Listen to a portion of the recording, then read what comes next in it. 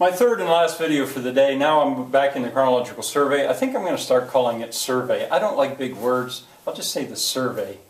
Well, I don't know. Anyway, it's the 18th section.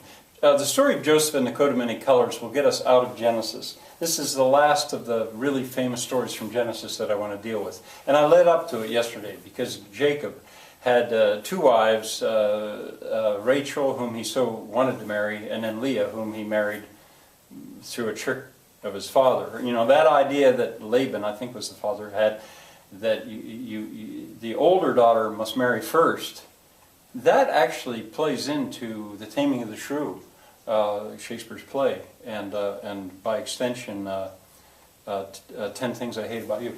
Anyway, according to the story, Joseph, the youngest, or next to the youngest, I think next to the youngest, Joseph and Benjamin were children to Rachel, his favorite wife. And Joseph was Jacob's favorite son. And his brothers, here's sibling rivalry again. Matter of fact, it needs to go into sibling rivalry.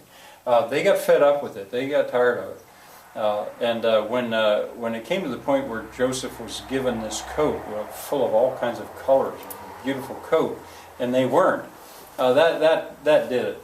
They decided they'd take matters into their own hands, and so what they did was they threw him into a pit, took the coat, sold him into slavery. When some slave traders came by, or threw him into an empty well, dry well, when some slave traders came by, they sold their brother, Joseph, to them, and they took his coat and tore it up and got it all bloodied. They killed a lamb or something, got it all bloodied, because they knew Joseph, or Jacob would want to know, where's Joseph?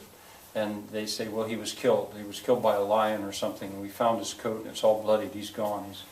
And, of course, Jacob was distraught. Well, anyway, Joseph is sold down by these slave traders. They take him down into Egypt. Now, this story is so important for my purposes because it's going to explain how did the Hebrew people end up in Egypt. Exodus, which by tomorrow, I suppose, I'll be dealing with Exodus. That deals with how they got out, a very famous story. But how did they get there in the first place? Well, this is the way. Joseph was taken down there, and this is a more involved story than I'm going to take the time to tell.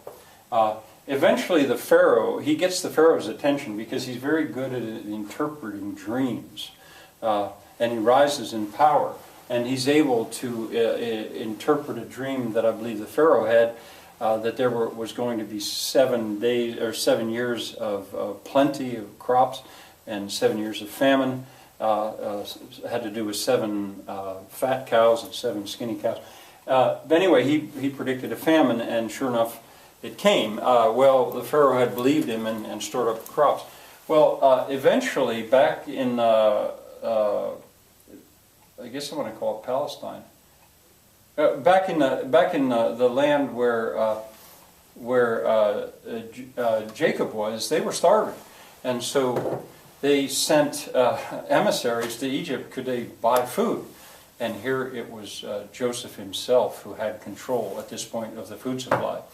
And there's more to this. There's a story of a hidden cup and Benjamin using him like a hostage and stuff.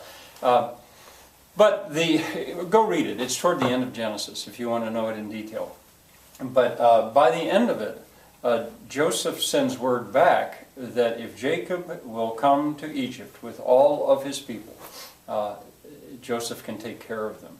And so here we've got this migration of the 12 tribes of Israel, Jacob and the 12 tribes of Israel, all going down into Egypt.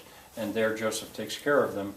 And at least in my mind, that's more or less where Genesis ends. You should go to the epic themes and finally write down Joseph vs. versus Bros. Here we've got sibling rivalry. They sold him into slavery because they were such rivals. All right, been kind of fast today. Hope to see you tomorrow.